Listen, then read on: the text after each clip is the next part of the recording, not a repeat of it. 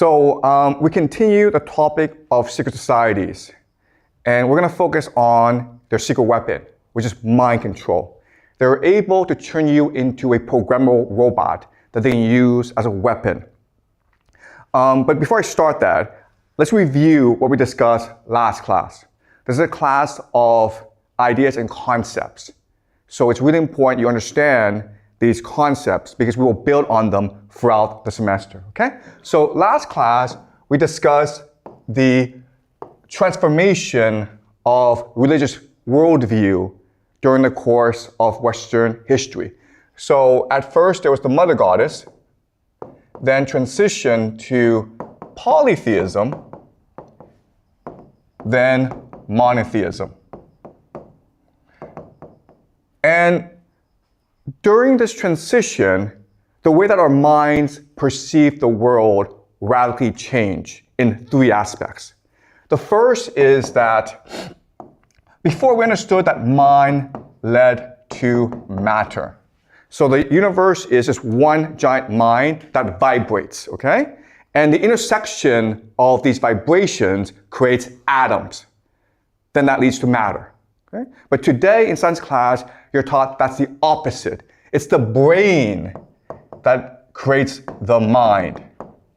And as you will discover throughout the semester, this conception that the brain creates the mind, it's very problematic. Okay, so we will discuss this throughout the semester.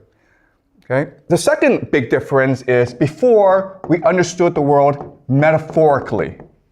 Okay? So we saw that the world was controlled by these forces that we could not see and feel, but they were there. And we gave names to them, the gods. Now it's all literal. In science class, you're taught that if you don't see it, it doesn't exist. If you cannot measure it, it does not exist.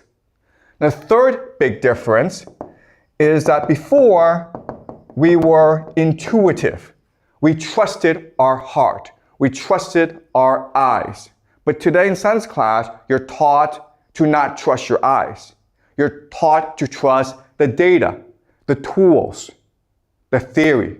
So today is counterintuitive. And this is why school is so hard. Okay? We humans are learning machines. That's what we're designed to do, to learn, to absorb, to adapt. But school is hard because you're taught ideas that go against your own intuition. Okay? So these are the main concepts that we learned last class. So now I want to talk about mind control. Okay?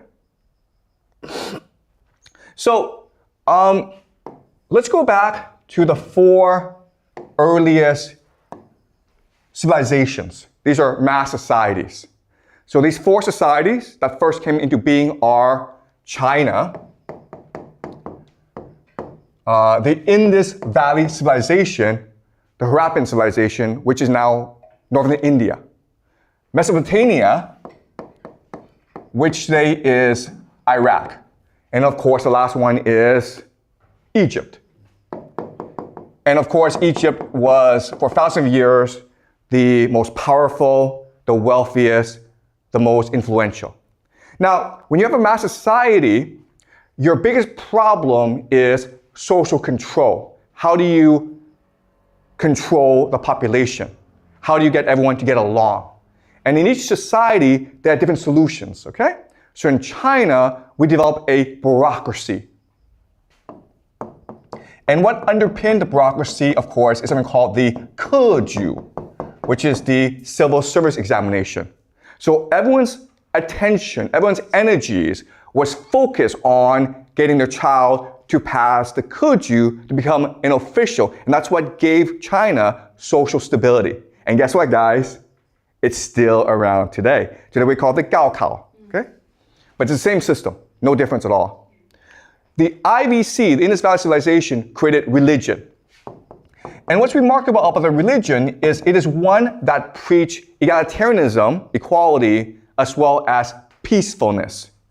And their religion becomes the prototype for Buddhism today. Okay? So what the religion was Proto-Buddhism, and for the longest time, the IBC was peaceful and egalitarian. It was a very prosperous society.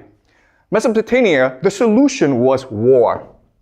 The difference between Mesopotamia and other places is that there are no natural defenses. In China, we have mountains, deserts, seas to protect China.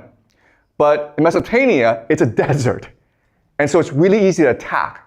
And therefore, they had centuries of warfare. And that's what kept their society together, because they were always at war with each other. And with Egypt, the solution was the Pharaoh, right? So Egypt is unique in that they believed the Pharaoh was God, and therefore everyone had to obey their God. The problem, though, is that the Pharaoh was not God. And as a human in charge of an empire, his life was always at risk. Okay? So now I'm going to ask you a question. What does it take to be a great leader? In school, you're taught what skills do you need to be a great leader? Just shout out the answers. Leadership skills, but what are they? What are they? Responsibility, right? How about, what else? Wisdom. Openness. Empathy. Excuse me? Regret? Respect, yeah. What else?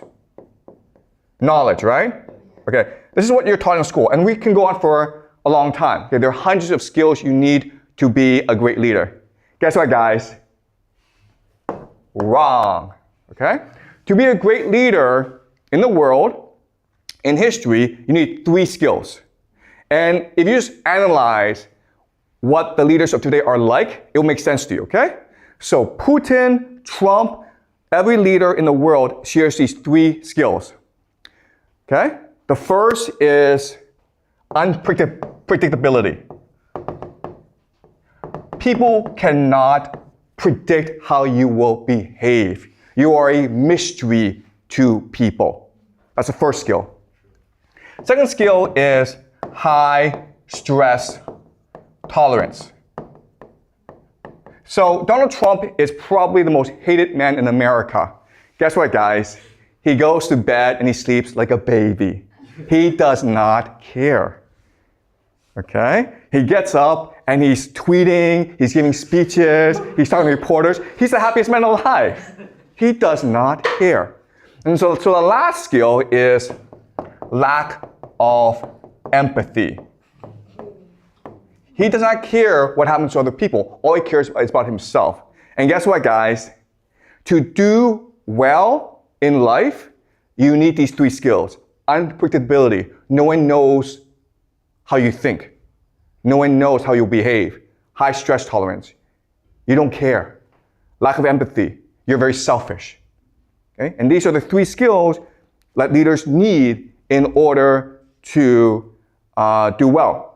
But you know what? We can just use one word to describe all 3 skills. The word we can use is dissociation. Dissociation just means that your mind is part of your body. When you dissociate, what literally happens is your mind leaves your body so that you don't think that what's happening is happening to you. It's happening to someone else. It's like you become an observer in a movie. Okay? You're in the movie, but you're also watching the movie. And this is what leads to these 3 things. Unpredictability, high stress tolerance, and lack of empathy. Okay? Another word for dissociation that we use is multiple personality disorder. Donald Trump is so unpredictable because he's literally 100 different people. In a different circumstance, he's a different person. And that's why you can never actually predict how he will behave. And all the great leaders in history were like that, okay? So let me use game theory to explain why this is the case, okay? Game theory.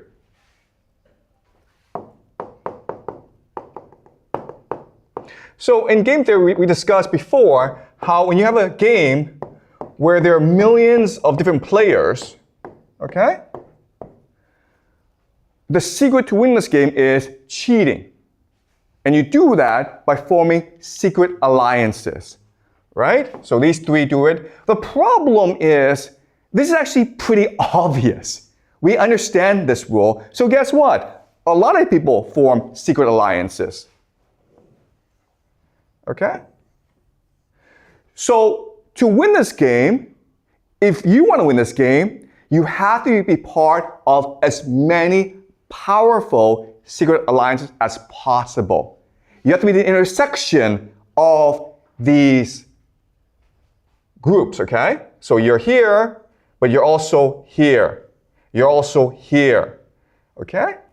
But as we discussed previously, these secret societies have developed systems to make you loyal, to make you obedient, to make sure that you will never betray them. So the only way around this problem is to create multiple personalities. Right? Because literally, you're a different person in a different circumstance. And therefore, they're never able to figure out what you really think. Spies have the skill, okay? When spies are being recruited, the one skill that they're looking for is dissociation. Is this person able to quickly dissociate from who he is? Lack of empathy, basically. They're all psychopaths, basically, okay? So in real life, in a game, it's a person with the most multiple personalities that wins out. The problem, though, is when we go back to Egypt, the pharaoh is born in that position. So now the question is, are you able to take a person and create multiple personalities from that person? And the answer is yes. Okay? So I'm going to show you how. By the way, the word we use for this is psychopath. Okay? All right? If you have multiple personalities, you're a psychopath. All right, so I'm going to show you how they do this in Egypt. Remember, a pharaoh is born into that position, and so now the priests who control the pharaoh, they have to train that priest to have multiple personalities. The mystery today is, how would they do this? And again, we don't know, but I'm speculating how they would do this. Okay, so if you look at mythology, Egyptian mythology is different from all other world mythologies. There's Greek mythology, there's Chinese mythology, there's Babylonian mythology, but Egyptian mythology, it's unique, okay? So I'm going to explain to you the basic contours of the mythology. Very simple. So there are three main characters in the mythology. There's Ra, the sun god. There's Osiris. And there's Horus. Okay, these are the three main gods that Egyptians worship. Ra is what gave life to the universe. He's a sun god. Osiris is the god of civilization. He built Egypt. Okay? And then Horus is the god of kingship of empire. He's the one who brings stability to the throne. Okay, so there are different stories associated with Ra, Osiris, and Horus. Ra, what he does is every night he goes into the underworld and he fights the serpent, Opithus.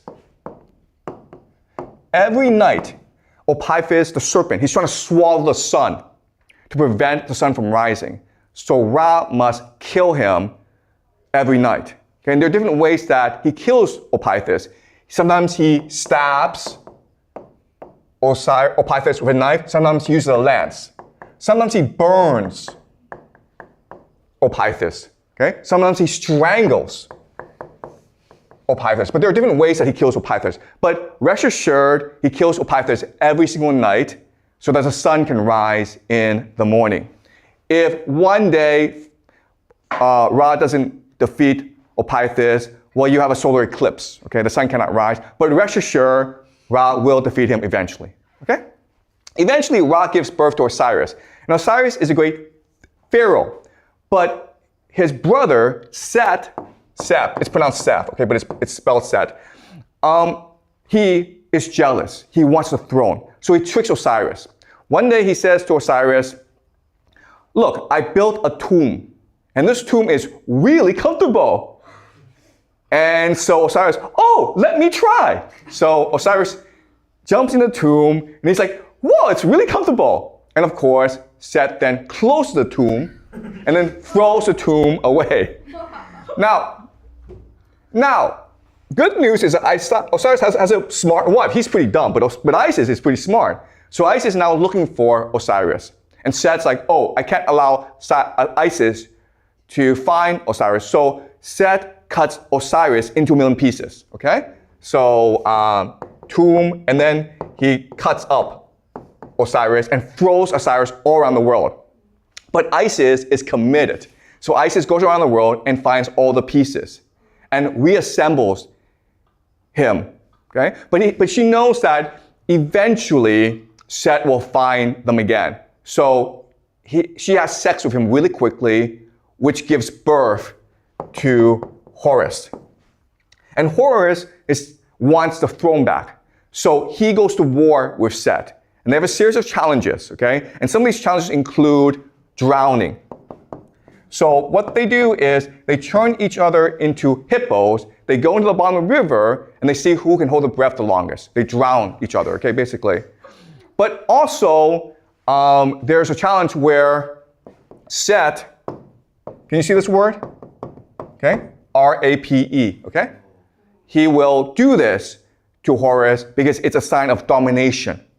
But eventually, Horus wins out, and he becomes the pharaoh.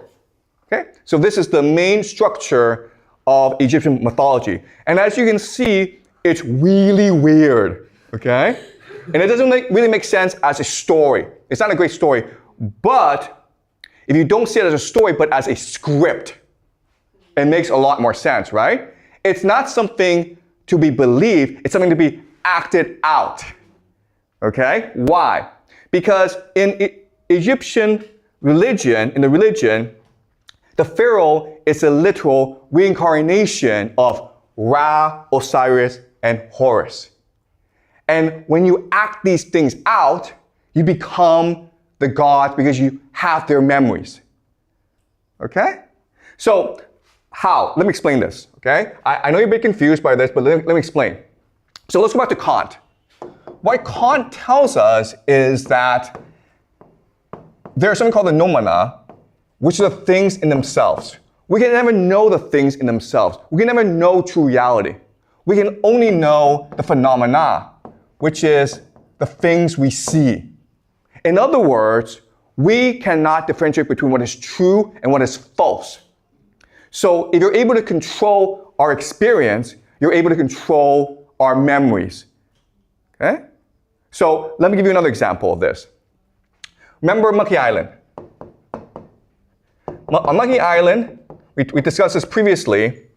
100 people are transported onto an island randomly, and they have to survive millions of flesh-eating monkeys. And this experience makes them strong, wise, and united. They're transported back to the real world, and together, they conquer the world together. But now the challenge is, how do I ensure that my children and my grandchildren inherit my legacy? And the answer is through ritual. Okay? So what you do is you take your children, you put them on an island, and you tell them a story, and then you give them psychedelics. Psychedelics are drugs that enhance your experience. So you actually believe the story is happening to you, okay? It's like being put into a movie, okay? And then you have these rituals that make you believe that you actually experienced this yourself, okay? So this is what we call programming. And this is the great secret of the human brain. Every human brain can be programmed in a certain way. Okay? So let's go back to the story. What's going on here? This is a recipe for programming the pharaoh into separate identities. All three of these individuals, Ra, Osiris, Horus, represent different identities. Ra represents the virtuous hero, right? Osiris represents the passive victim. And Horus represents the vengeful child. Okay? Does that make sense? Okay? So, by doing these different rituals, I can get the pharaoh to believe he's a different person in different circumstance. So, while the pharaoh is drugged up, the pharaoh is dressed up as Ra, and he will take an effigy or a real person, and he will stab, lance, burn, or strangle that person to feel as though you're a virtuous hero. And also what will happen is that the pharaoh will then be asked to be Osiris. And guess what? The person will be put in a tomb, cut up, and have sex with a prostitute, okay? Pretending to be a priest. And then Horus will be, of course, this, okay? So this is all to create trauma, which creates disassociation, which allows the priest to program the pharaoh. Okay? Does that make sense? Okay. So how this works is, while this is happening, there's the pharaoh is under a lot of trauma, but there's always someone there to support the pharaoh, and that's Isis, right? So there's a priest in the Isis mask using the Isis voice to calm the pharaoh, even have sex with the pharaoh to make the pharaoh dependent on Isis. And now Isis becomes the controller, the person that the pharaoh will always trust. So if the priest ever want to tell pharaoh to do something, then late at night, while the pharaoh is sleeping or on drugs, Isis, wearing the mask, can come in and whisper to pharaoh what to do. Okay? And in the system, there are different ways in which the priest can use to activate the different identities. But the main mechanism is smell. Okay? Smell. And what this means is that while all this is happening, there are different scents for different identities. Okay? So for example, with Ra, it might be incense. Okay? But with Osiris, it might be, I don't know, roses. Who knows? Okay? But so what happens is when the pharaoh is the throne room and the priest need the pharaoh to make a certain decision, the priest will let out different scents, which will activate different emotions in the pharaoh, which then determines how the pharaoh will make the decision. Okay, so there's different control mechanisms. Okay, and what's important for us to understand is we're all like this, right? Because, for example, we have different identities. At school, we're a student, but at home, we're a child. When we're outside, we're friends, we're a friend. When we're at work, we're an employee. So we behave differently depending on the different circumstance. And the circumstance activates a certain emotion, certain identity, certain behavior, certain actions in us. Okay? So we're all programmable, but the pharaoh has to be programmed to a certain degree. Okay? So to better understand this, let me give you an example. Let's just say that you are the best football player, the best soccer player in the whole world. No one can beat you. You're basically Messi, okay? But one day, for example, for whatever reason, you wake up and you lose all your memory. You forget what your name is. You forget who your friends are. You even forget that you play soccer. And what's also really strange is the entire world forgets that you play soccer. Okay? So you're just wandering around and you have no idea who you are. And you do this for like 10 years. Suddenly one day, for whatever reason, you're on a soccer field and someone kicks you a ball and you kick it back. Would you still be the best soccer player in the world? The answer is yes, you would be, right? Why? Because you've been trained. It's muscle memory. It's your subconscious. So that's the trick here. The trick is to train you in a certain way to make you a robot.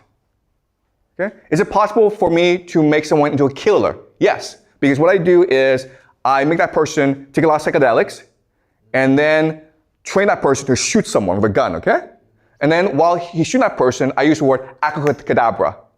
So what happens is the person, if he's walking, has a gun, all they do is use the word abracadabra, takes the gun and shoots someone, okay? All right? So through programming, I can turn anyone to a robot. I can turn anyone into a sex robot, a killer robot, even a sex killer robot. Okay? I can do all this. And that's this great secret here.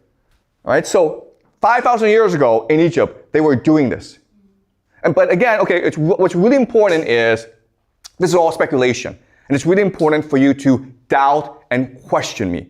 Because we don't actually know that this happened. All the records have been lost to us. And obviously, this would be the greatest state secret of Egypt. But from my perspective, it makes sense. Because the pharaoh needs to be like this in order to survive, right? Because the pharaoh has brothers who want his throne. If he's a nice guy, guess what? Dead, right? So that's true for everyone in power. If you're a nice person who feels sorry for poor people, you're dead, okay? So you have to have certain characteristics in order to be a great leader. And the main characteristic is dissociation. So the priests are actually protecting the pharaoh, okay? Does that make sense? All right. So I know this is hard, but I need you guys to remember the story of Egyptian mythology because we'll use it over and over. Also, these techniques that they use, tombs, cutting you up, sex, drowning, rape, are also techniques that we still use today. So what they did in Egypt 5,000 years ago, we still do today. There's absolutely no difference. And I will show you this as we move on. Okay, but are there any questions so far? Yeah? Sorry. Can you speak in the microphone, please? So they only trained the pharaoh by this method and not his relatives, his brothers or something. Okay, that's a great question. So who's being trained into this system? And the answer is everyone, right? Because the people really in control are the priests. They're what we today call the deep state. And it's possible the pharaoh gets in an accident and dies. Okay, so you need someone right away to replace the pharaoh. So everyone in the royal family is being trained into this. The problem arises when the priest class divides into different political factions who all want power. Then they program the pharaoh's brother to create a civil war. Okay, so everyone who is in the royal family is being programmed like this. But then this raises a really interesting question is like, why would they agree to this, right? Now, what's interesting is that these psychedelics and these trauma create something called NDE, okay? What we call near-death experiences. So for like a minute or 10 minutes or half an hour, they are literally dead. And what we know is when that happens, and it's really interesting is when you feel you're almost dead, you transcend into the spirit world. In the spirit world, you actually meet God. And we know this because tens of thousands of people have had an NDE, near-death experience.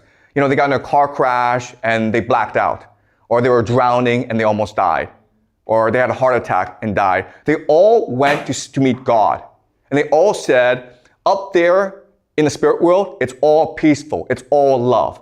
You can feel God in you. But God told me I cannot die. I have to come back and tell people the true spirit world. So the royal family does this because it gives them wisdom and access to the spirit world so that they feel as though they're truly God. Okay? And that's why they agree to do this. All right? But then the question then is, how do the priests know how to do this? Because they experiment on themselves. Because they're priests and they want to access the spirit world themselves, and they recognize that near-death experiences and psychedelics are the best two ways to go into that world. So they drown themselves, they cut themselves up, they starve themselves. There are lots of ways to create near-death experiences, okay? But that's how they know the secrets. And what's amazing is we have not improved on the Egyptians today. Like all the modern technology, all the modern medicine, science, we're just doing what they're doing, okay? Okay, so does it make sense, guys? Okay, any more questions before I move on? So okay. There's no difference between heaven and hell. Sorry, excuse me? There's no difference between heaven and hell because, I mean, technically speaking, if you do bad things, you will never go to heaven. But and then if you experience NDE and you still meet the spiritual world, then you'll realize that there's no difference between heaven and hell. Okay, that's a great question, okay? So what is heaven, what is hell? Why should you do bad things? Why should you do good things? There's no difference. Okay, so what people who suffer NDE will tell you is this. When you go up to the spirit world, the first thing that will happen is something called a life review. What is a life review? A life review is just, you're able to see exactly what you did your entire life. So if you're a bad person, that's hell. Because you're able to now feel pain for the first time, right? Dissociation means you don't feel any pain, but guess what? You're just tricking yourself because when you're up in the spirit world, you have to see exactly what you did to other people, and you have to feel their pain. Okay, that's what hell is. And heaven is, you can see the good that you did, okay? So what they say is that when you do evil, you create negative energy. And when you do good, you create positive energy. And you can't see that in this world, but up in the spirit world, you're able to see for yourself, finally, how much evil you did and how much good you did. Okay? And that's what heaven and hell is. Okay?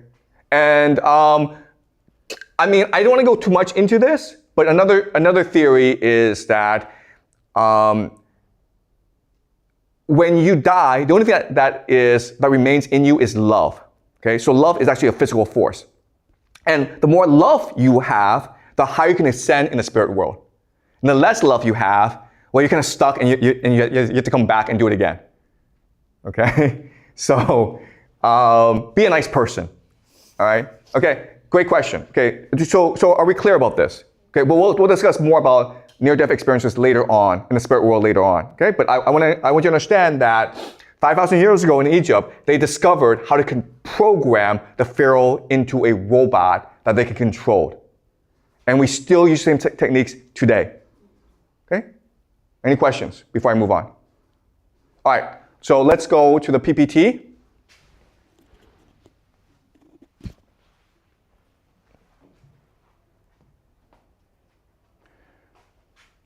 Okay, so as you can see, in Egypt, it's the priests who are really in control. The pharaohs are just the puppets. Okay, and it makes sense, right? Because one person cannot control an entire empire. It's the priests, the bureaucrats, who really have the power. Okay, so we talk about dissociative identity disorder, right? And you think, wow, it's really great to have all this power.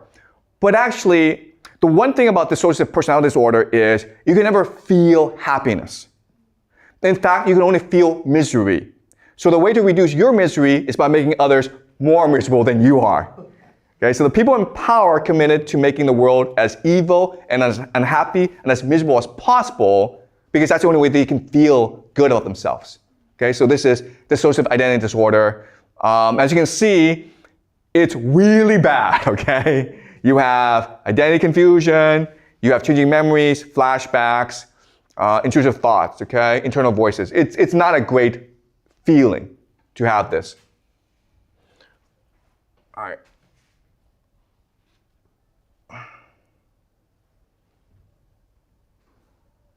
Sorry, what is going on here?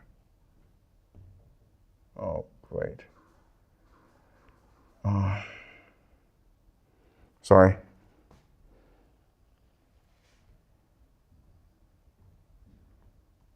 Okay.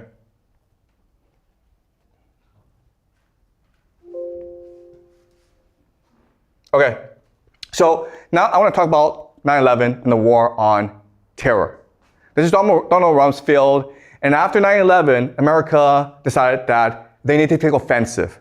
They need to hunt down the terrorists and control their behavior.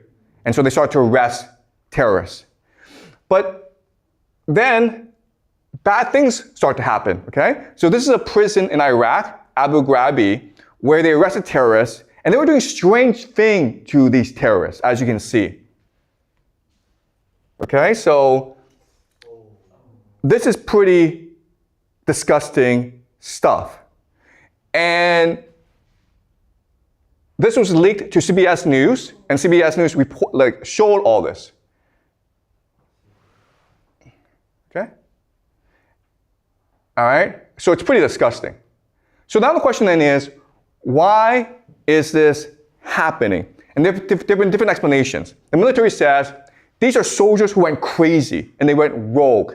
So we've arrested them, and we've punished them. But then they discovered that they're actually psychologists who were responsible for this program. So these are two psychologists, and they were sued by the victims. And during the court testimony, we discovered that they were paid $80 million by the CIA to develop this program. So what is going on here? This is not something that happened randomly. It was designed by the government, by the CIA. So why is this happening? Well, they call it enhanced interrogation. Okay? This is a book, The Dark Side, by Jane Mayer, who's a fantastic reporter. I highly recommend this book. She's a reporter for New Yorker and spent years looking into why this torture happened. And what she argued is it's an experiment to change the mentality of these terrorists. And the theory is called learned helplessness. You can basically take someone like Ra, okay, the virtuous hero, and turn him to Osiris through certain techniques. Okay? Remember, Ra, the identity, is the virtuous hero who fights Apophis every day. Osiris is a person who gets tortured by Set every day, okay? So the goal of this experiment is to turn Ra into Osiris. And the person who learned helplessness is also the person who developed a new theory called positive psychology. His name is Martin Seligman. Okay, so positive psychology that you're learning in school is brainwashing. Okay? All right. So that's a theory, and it's a great theory, and this is what most people believe. The problem, though, is it doesn't actually work. Because after the CIA started to torture all these prisoners, they became ISIS, Islamic State. ISIS is the name of what? The Egyptian goddess who saved Osiris, right? And who fathered Horus. Do you think it's a coincidence? Maybe not. Okay? Maybe not. So ISIS is this fanatical death cult that are terrorists who go around the Middle East and kill a lot of people. Okay? You might have seen their videos where they do a lot of nasty stuff, like beheading people. Okay? So what a lot of people discovered is that there's actually a direct connection between, ISIS and this torture.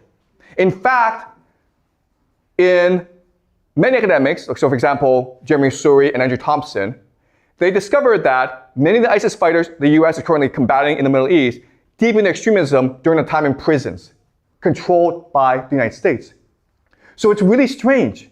The United States thought that they were going to use the psychology to turn Ra, the terrorist, into Osiris, the citizen.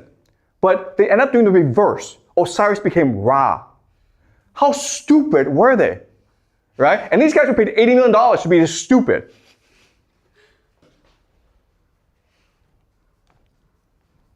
Okay? So this is Human Rights First, an organization that started to interview these prisoners of America, okay?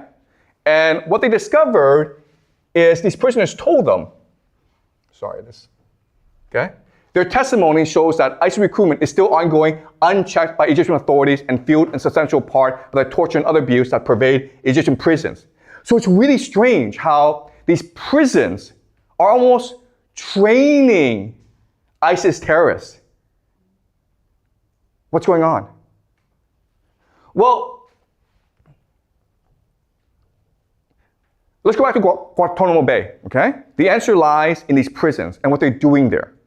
So most of these prisoners were so traumatized, they forgot what happened. But we have one man, Abu Zubaydah, who remembered what happened. He's a Saudi citizen who was captured. And he told us what they were doing to him, okay? So we're gonna go through his story. And you tell me what the story reminds you of. So they basically were force-feeding him, torturing him, strangling him. Then they put him in a coffin and they drowned him. Then they used a power drill to do this to him, okay? To basically cut him up. Whoa! Do you guys remember the story? Oh, and also sexual humiliation, right? Where they had a woman who tried to seduce him.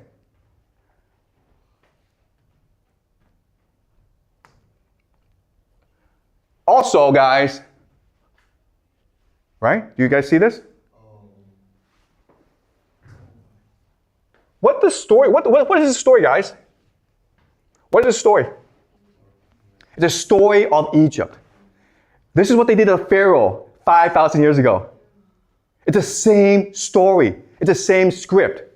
In other words, what they're really doing is they're trying to turn these people who are mostly innocent into terrorists. They're trying to turn these people into drones that they can program and unleash in the Middle East. That's the real goal. Okay? So it wasn't that the experiment failed, it worked. ISIS is an American creation, designed to create as much chaos as possible in the Middle East. Let me ask you this question. If you really wanted to get information from these terrorists, what's the best way to do that? Pay them money. Be friends with them. Be nice to them. Take them out to dinner. Okay? We have lots of evidence to suggest that if you just be nice to these people, they'll tell you everything they know. You don't have to torture them. You torture them because you're trying to turn them into secret weapons to be unleashed in the world. Okay? All right? So, 5,000 years ago, they were doing this to Pharaoh. And now they figure out how to do this to anyone using drugs, using torture, using ritual abuse. Okay? So all these ISIS fighters, they're robots controlled by the American military. They're drones, they're human drones used. Okay, why is this important? It's important because 5,000 years ago, trying to control the Pharaoh was first and foremost about social control. So there's a program called MK Ultra, started in the 1950s and 60s, led by a chemist called Sidney Gottlieb, okay? And the point of MK Ultra was to figure out how to brainwash people. And for the longest time, this was considered a conspiracy theory. But a few years ago, the CIA, the US government, admitted we actually did this. But not anymore, okay? We did this before, but not today. Not today, okay? Okay, so if you're curious, there are lots of documents, government documents on the internet that you can read, okay? But the MK Ultra was a program designed to test the effects of drugs and brainwashing on innocent American citizens, especially children. Okay. So some of the documents are now public, and guys, just so you know, most of the documentation, the most sensitive documentation, was destroyed by the participants. So we only have a few of the documents. But some of the things that they were doing was brainwashing, okay, using drugs, hypnosis, in order to control people's minds, okay, interrogation techniques. They were working with foreign intelligence officials to conduct mind control research. Okay, so the things you couldn't do in the United States legally, they were doing in Egypt, which created what, guys? Probably Al-Qaeda, okay? They were also doing things that were really weird. For example, they started a brothel. And so if you came to the brothel, they gave you drugs. okay, like LSD, and they were trying to figure out how to control your mind.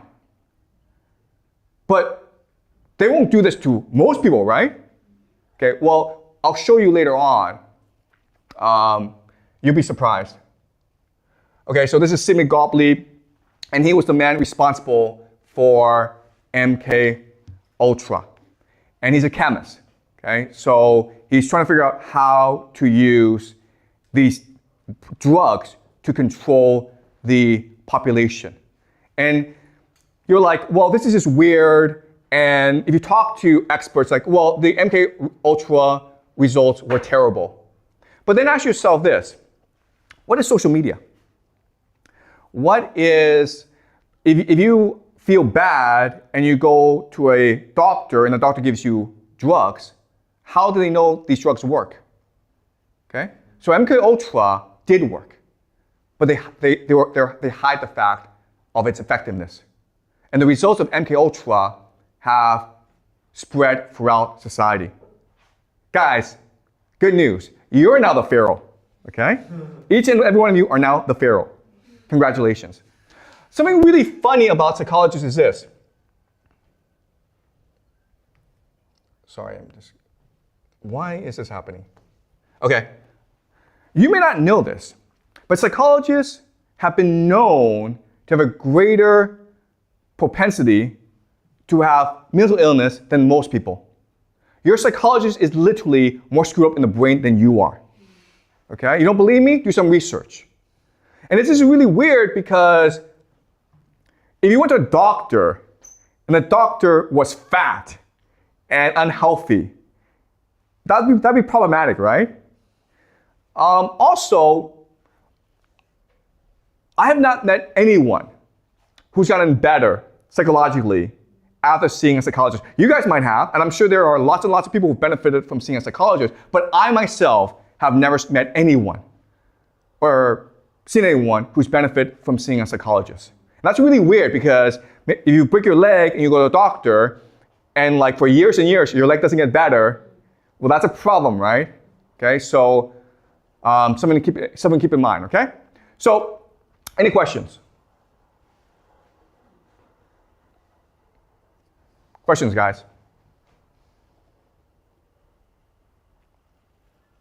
So I know this was a lot to take in, and we'll be expanding these topics as we move on, okay? But some key takeaways is all societies are first and foremost concerned with social control.